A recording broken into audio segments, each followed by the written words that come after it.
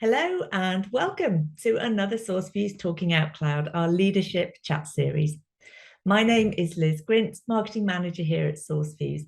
And if you're still unfamiliar with SourceFuse, we provide digital cloud-native solutions and services, transforming the way today's most successful enterprises modernize and migrate to the cloud. But how do we make that happen? Well, to hear more from the people behind our customer successes and share some unique insights with everyone, I'm really excited to be joined today by four of my SourceFuse colleagues with a combined 40 plus years of industry experience. We have Senior Product Manager Carissa Harrison, Product Manager Britney Commander, and Senior Project Managers Arpit Gupta and Yogesh Jora. Welcome to all four of you. Hey, how are you guys? Hey, how are you? Hi. So why don't we get started? Product manager and project managers roles may have different definitions and responsibilities in different organizations. But from the SourceFuse perspective, Carissa, I'm coming to you. As product manager, can you tell us how your role supports account growth? Yes, thanks, Liz. For my role in SourceFuse, we are always looking for what are the users doing in the applications, what do they want to do, researching the industries that our clients are working in and researching what's new in that industry or what needs to be improving, and communicating that and working with our clients to not only build trust that we are creating the product for them and their users, but to expand their user base, and with that we gain trust and we can keep solidifying that relationship with our clients, that SourceFuse is the company to go with. Brilliant. So that's from the product side of things. And Yogesh, what about the project manager side of things? Thanks, Liz. Thanks for asking that. So from the project side, I would say when we talk about account growth, what I do is I usually divide that into two things. Like one is the project delivery, and the second is our frequent cadences with the customer. Like we know when we talk about project delivery, project is something which is a temporary endeavor. Like we do it for the temporary purpose. So it is the perfect platform for me to just showcase our expertise. So I just make sure that whatever we are delivering, it is at part of that, as well as if I have to push a bit, I just make sure that we are providing that extra bit to the customer. And then when it comes to frequent cadences, it actually helps me out in building that relationship with the customer where be it formal cadences or informal cadences. Like I sometimes visit them to their offices, no matter whether they are in the same state with me or they are in the different state, just to have a couple of beers, talk to them, figure out like what are the problem statements they have which are related to our current project which is going on, and how I can help them out. So that's how I just take the account growth. Yeah, so both roles are really integral to that. Coming to you, Arpit, how important, and this might seem like a crazy question, but how important is it for our project managers to have a deep level of technical knowledge? Yeah, so for project manager, normally it is expected that project manager should only have the knowledge of project management tool. He can manage the tool. He can manage the task on the tool, right? But in my opinion, a project manager, it is beneficial for a project manager to have certain level of technical knowledge. Maybe it is related to the project he's managing, because every time a project manager has to talk to the stakeholders and he has to make the informed decisions. So if he has a technical aspects, he knows about the technical aspect of a project, then definitely he would be able to provide understand the requirements and also provide a solution to the stakeholder. That is very important for a project manager to have a technical knowledge. And in SourceFuse also, it is expected for every project manager to have a basic understanding of the project. Yeah, and it goes back to that feeling of trust as well with the customer. Britney, how does it differ from the product manager perspective? Not much. Obviously, from a technical side, as a product manager, when I first started, I didn't have a lot of the technical background. And for me, growing into the role that I have in the different projects that I have now, I've been able to, going back to what Arpit said, we have that technical knowledge to help drive the product to where it needs to be able to talk to our stakeholders, and feel confident in what we're delivering and how we're delivering it. If I can cut my understanding down, from a time perspective of thinking through what it is, whether it's an API, whether it is a migration project that we're working as a team, that conversation between the team and the stakeholders that are external from the team, you need to know what you're talking about. You need to be able to convey those messages and that information in a timely manner. And again, going back to being comfortable with what you're relaying and what you're doing within a project, that technical role is going to put you above a product manager that might not have the technical understanding. A lot of the businesses now are looking for the technical side because you can cover more basis with the knowledge base that you have. But again, going back, that SourceFuse does want those people that know what they're delivering to the client and be able to communicate back and forth to the right stakeholders. Yeah, so it's super important. Yeah, and so many people look to both of you for the answers. Yes. Now, Yogesh, when it comes to cloud migration projects, how does a SourceFuse project manager go about handling them? Okay. Talking about migration projects, these are not like the actual one we do, like the app development, where we just take the requirement from the customer and we just start building it. It is not like that, which will basically, if we do it with this process, it will add a lot of scope creep when we go down the line. So in SourceFuse, what we actually do is we do an assessment of the customer. Like we just, it's a 6-week activity where we go into the system, just figure out like how many applications are running, how many servers are there, what are the computes they are using, what is the storage they have, are they under provision or over provision, which is costing them money, or we can say which is costing them performance. So that's how assessment phase is very important for us. It actually gives us that vision, like, okay, and also assessment helps the customer as well. Like whatever report we share with them, it gives them that, you can say a roadmap, like, okay, there are 200 servers which need to be migrated. Can we divide that into chunks instead of taking the entire thing onto AWS? So the assessment is our first phase, which helps us out in visioning that migration. And then gradually we'll start with the single SOW, then go to the phase 2, phase 3, and phase 4. So this is how we actually do the migration in SourceFuse. Okay, and Britney, coming back to you, how does that differ, or what are the similarities from the product manager side of things? Super similar. I know the project manager is more making sure the project stays on par and coordinating those efforts in between the stakeholders and the team. From the product side, you need to know exactly what you're migrating and in migration projects. What's the infrastructure currently looking like? You need all those pieces of the puzzle under your belt so you can make the right decision as the product manager or the account manager for that project. So going back to migration project, currently I'm in a migration project now, and we are simply just, we're not modifying any of their infrastructure, but we need to be aware of what we're handling. So we're helping them with their CI/CD process and items like that to help automate their backend processes. So being aware of what everything entitles, what is encompassed, what's not. From a product side, you need to understand the terminology.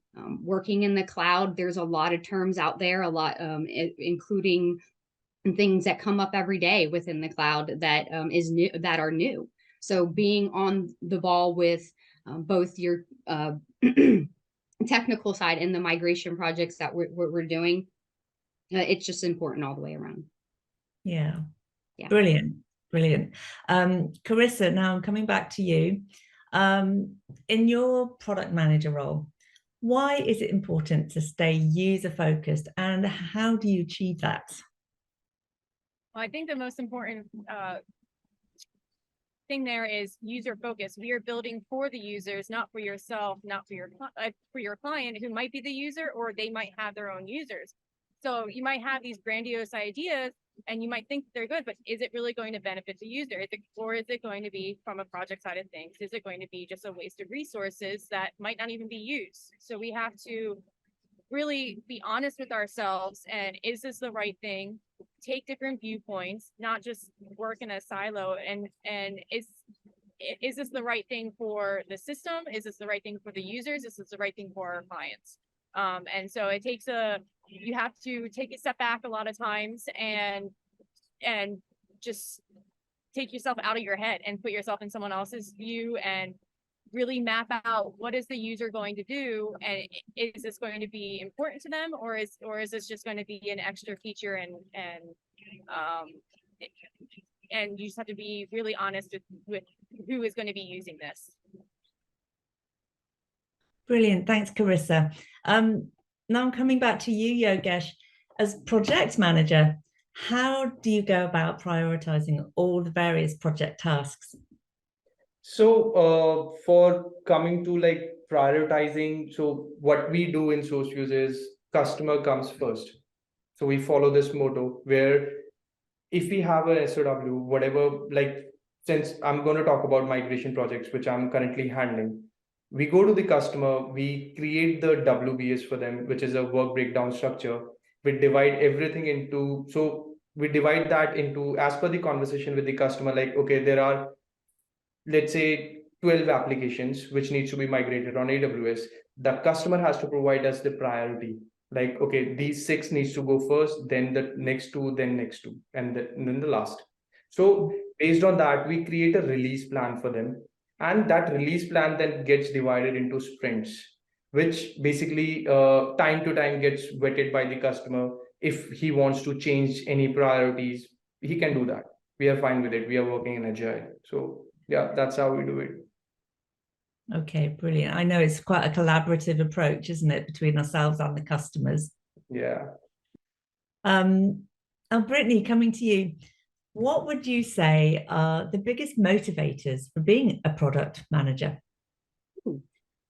So I would say at the end of each sprint, where we're demoing our product, our completed work, what we've promised to deliver based off those requirements and scope of work, and having the client, I like this is great, getting that reassurance at the end that what we've done in the last 2 weeks, week, depending on what, your team, how we do the sprints per your team, that's that motivator, is they're happy, or that then gives the internal teams that are working on these projects and these features the motivation to keep doing better. And to me, at the end of the day, if you're accomplishing that, you're accomplishing, the end goal at the end of your roadmap, essentially. Yes, there's changes, it's agile, but long run is you're keeping the customer happy, you're delivering what is agreed upon value, and a great product. So that's always been my biggest motivator as I've been in products so far. Yeah, brilliant. Thanks, Britney. So, Britney, what would be the one piece of advice that you would give a newcomer to this industry? The first piece of advice, or the one piece of advice I should say that I would give, is to make sure coming into this industry, you are wide open to the possibilities of what knowledge you can gain, both from your internal employee, internal and external, the businesses, the partnerships, the relationships that you make with your stakeholders within, for me, that's what it is. It's about the connections. It's about making sure we are all on the same page. So get that technical knowledge, understand that, and it'll also help broaden all your relationships, as well as your personal and work life in your goals that you set. So Brilliant. Thanks, Britney. And Carissa, same question to you. I'd have to say actually 2 pieces: never stop learning, and don't procrastinate. as soon as you procrastinate, the work will pile up and you'll feel like you never can get it on track. So procrastination is not in this line of work. Brilliant. And same question to you, Arpit. So since I'm a project manager, so I would give a tip for the project managers. So first, they have to get to know their team members. They should know about their strengths and weakness. First and foremost, and second thing is they have to constantly communicate the changes. They have to communicate things to their project, to their stakeholders, to their team members. So if a person is constantly communicating the changes, then that project will never fail. And last but not least, Yogesh. I would say just grab every opportunity you're getting, because I started as a developer. I got the opportunity. Now I'm working as a project manager. So just don't hesitate. Like people usually do that. Okay, this is what I'm a tech guy. I'm not going to do management, or I'm a management guy. I'm not going to learn about what designing does. So just don't